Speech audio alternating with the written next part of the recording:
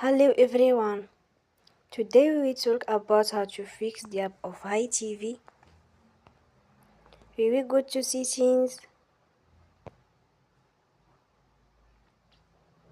then we click on apps. After that you will search the app HiTv and you will click. Then you will on for stop. After that you will go to storage. Then we click on clear cache.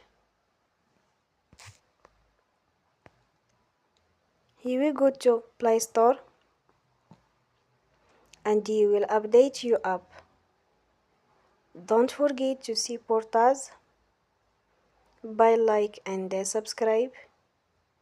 See you next time and thank you for watching.